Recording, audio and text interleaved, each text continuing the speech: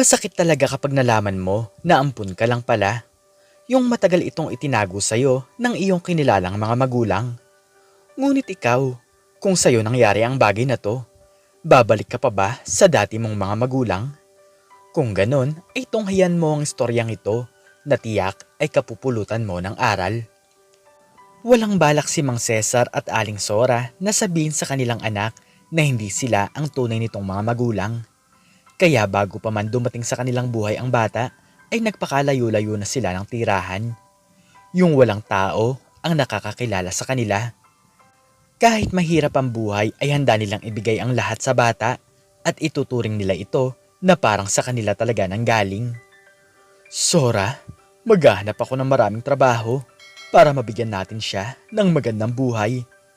Pero hindi ko ipinapangako na kikita ako ng malaking halaga.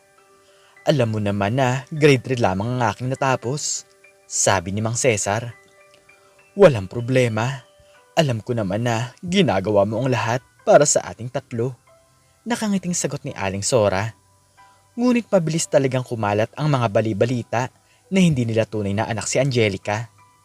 Hindi nila malaman kung sino ang tao na nakapagsabi nito dahil wala naman silang pinagsasabihan ng tungkol sa bagay na to.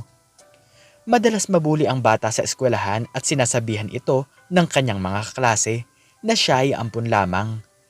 Kaya sa pag-uwi ng bata sa kanilang bahay ay agad itong nagtanong sa kanyang mga magulang. Nay, totoo po ba na hindi niyo po ako tunay na anak? Malungkot na tanong ni Angelica. Hindi totoo yan, anak.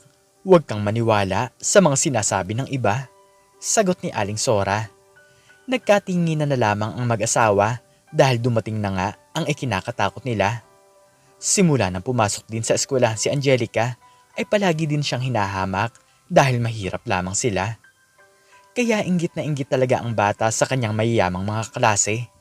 Paano naman kasi ay palaging talbos ng kamote na lamang ang ulam ni Angelica. Hindi man lang ito nakaranas ng karangyaan ng buhay. Hanggang sa lumipas ang mga taon ay pinagsisikapan naman ng mag-asawa na mapagtapos sa pag-aaral ang kanilang anak. Para sa kanila, mahirap man sila ngunit ito lamang ang tangi nilang pangarap. Lumipas ang mahabang panahon ay nasa kolehiyo na ang dalaga. Laman pa din siya ng mga tuksuhan, ngunit naniniwala siya na hindi naman talaga siya ampon ng kanyang mga magulang. Kawawa ka naman talaga, Angelica. Bukod sa mahirap lang kayo, ay ampon ka lang pala. Natatawang sabi ni Crisanta. Hindi naman ako ampon. Yan lang ang palaging sinasabi ng ibang mga tao dahil hindi ko kamukha ang aking mga magulang. Pagdepensa ni Angelica sa kanyang sarili. Lumipas pa ang mga taon ay malapit nang makatapos ang dalaga sa kanyang pag-aaral.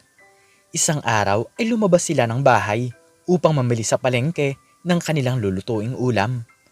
Nang dahil sa bigat ng kanyang nararamdaman ay hindi niya naiwasan na muling tanungin si Aling Sora.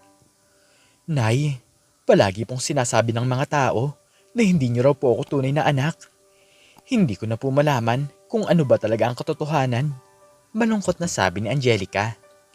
Ngunit bago pa man makapagpaliwanag si Aling Sora ay bigla nilang nakita ang dati nilang kapitbahay. Sora? Tama, ikaw nga yan. May anak ka na pala. Mabuti naman at nakabuo kayo ni paring Cesar.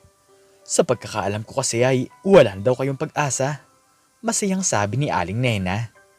Napatulala na lamang ang dalaga matapos itong marinig ang sinabi ng dati daw na kapitbahay ng kanyang mga magulang.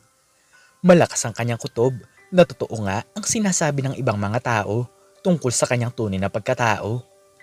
Nang makauwi sila sa kanilang bahay ay agad na tumulo ang mga luha ni Angelica. Kaya sa pagkakataong ito ay napilitan ng mag-asawa na aminin ng isang sikreto na matagal na nilang itinatago. Anak, pasensya ka na. Nagawa lang naman namin ang bagay na to dahil ayaw ka naming masaktan. Pero hindi namin inaasahan na darating din pala ang isang araw na malalaman mo rin ang tungkol sa bagay na to. Malungkot na sabi ni Aling Sora. Hindi kami ang tunay mong mga magulang, pero kahit na kailan ay hindi naging iba ang tingin namin sa'yo. Dagdag ni Mang Cesar. Biglang nagbago ang tingin ni Angelica sa kanyang sarili nang malaman nito ang isang katotohanan. Para bang biglang dumami ang mga tanong sa kanyang isipan na kung sino ba ang tunay niyang mga magulang. Mga sinungaling kayo. Pinagsisisihan ko na sa inyo ako lumaki. Wala kayong kwentang mga tao. Galit na sabi ni Angelica. Sobra talaga ang naging tampo ng dalaga sa kanyang mga magulang. Itinanong nito kung saan sila dati nakatira matapos niyang malaman na lumipat lang pala sila sa lugar na ito noong sanggol pa lamang siya. Nag-impake ng mga kagamitan si Angelica at pagkatapos noon ay pasikreto itong lumayas sa kanilang bahay. Nang makarating siya sa dating bayan na tinitirhan ng kanyang mga kinilalang mga magulang, ay nagtanong-tanong siya sa mga tao doon. Dito niya nakilala ang isa sa matalik na kaibigan ni Aling Sora at ito ang nakakaalam tungkol sa isang sikreto. Ikaw na pala yan. Matagal ko nang hindi nakikita si Sora dahil sinabi niya sa akin na ayaw niyang mapag-uusapan ng ibang mga tao ang tungkol sa'yo. Kilala ko rin ang tunay mong mga magulang. Nasa kulungan ang nanay mo at ang tatay mo naman ay may iba ng pamilya. Paliwanag ni Aling Mercy. Nang malaman ng dalaga ang tungkol sa kanyang buhay ay agad niyang pinuntahan ang kanyang tunay na ina. Ngunit ang sabi ng mga pulis ay nasa mental hospital na ito dahil nasira nito ng ulo. Agad siyang nagtungo doon, ngunit hindi niya pala magugustuhan ang mangyayari sa kanya. Ikaw? Hindi naman kita anak at sa totoo lang ay gusto kitang mawala noong nasa tiyan pa lang kita. Isa kang mala sa buhay ko at pareho kayo ng tatay mo. Umalis ka na dito dahil wala akong pakialam sa'yo. Natatawang sabi ng kanyang tunay na ina. Nang dahil doon ay ang kanyang tunay na ama naman ang balak niyang puntahan. Magbabaka sakali siya na baka tanggapin siya nito at patirahin sa kanyang bahay. Nang makita ito ni Angelica ay agad siyang kinabahan matapos niyang makita ang isang grupo ng kalalakihan na nag-iinuman. Miss, sino naman ang hinahanap mo?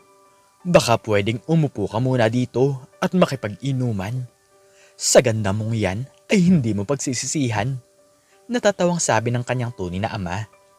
Mukha itong lulong sa bisyo at kinain na ng sistema ng alak. Tay, ako po ito. Lumayas po ako sa amin matapos kong malaman na ampun lamang ako. Umiiyak na bulong ni Angelica. Nang dahil doon ay biglang napatayo ang lalaki at gulat na gulat sa kanyang nalaman. Ikaw? Pumunta ka ba dito para guluhin ang buhay ko? Umalis ka na at kung hindi ay baka kung ano pa ang magawa ko sa'yo. Galit na sabi ng kanyang ama. Agad siya nitong itinulak na nagdahilan ng pagkakadapa niya sa sahig. Dito nalaman ni Angelica na mas grabe pa pala ang mangyayari sa kanyang buhay kung hindi si Aling Sora at Mang Cesar ang mga nagpalaki sa kanya. Wala pala talagang pakialam ang kanyang tunay na mga magulang at ang totoo pala niyan ay ayaw sa kanya ng dalawa. Agad bumalik si Angelica sa kanilang bahay upang humingi ng paumanhin sa 2 taon na nag-ampun sa kanya. Nang makita siya na Aling Sora at Mang Cesar ay isang mahigpit na yakap ang sumalubong sa kanya. Ang akala niya ay magagalit ang mga ito, ngunit ramdam na ramdam niya ang pagmamahal ng mag-asawa. Anak, saan ka ba nagpunta? Patawarin mo kami pero hindi naman babago ang tingin namin sa'yo. Sana ay ganun ka rin sa amin. Umiiyak na sabi ni Aling Sora. Si Mang Cesar naman ay inilabas ang regalo nito sa kanyang anak. Isang bagong sapatos na binili nito bago siya lumayas sa kanilang bahay. Anak, nakita ko kasi na luma na ang sapatos mo. Sana ay magustuhan mo yan. Nakangiting sabi ni Mang Cesar. Sobra-sobra talaga ang pasasalamat ni Angelica dahil kahit hindi tunay na mga magulang ang nagpalaki sa kanya, ay kahit na kailan ay hindi niya naramdaman na nagkulang ang mga ito sa kanya. Mahal na mahal siya ng mga ito at kahit mahirap lamang sila ay nagsisikap talaga ang dalawa na mapagtapos siya sa kanyang pag-aaral. Maraming salamat po at patawarin niyo po ako sa aking mga nasabi. Pangakong hindi na po mauulit at babawi po ako sa inyo. Mahal na mahal ko po kayo. Umiiyak na sabi ni Angelica. Simula noon ay naging malinaw na ang lahat sa kanya na sobrang swerte pa pala niya sa kanyang buhay. Lumipas sa mga taon ay nakatapos na siya sa kolehiyo at nagkaroon ng magandang trabaho. Tulad ng kanyang sinabi ay bumawi siya sa 2.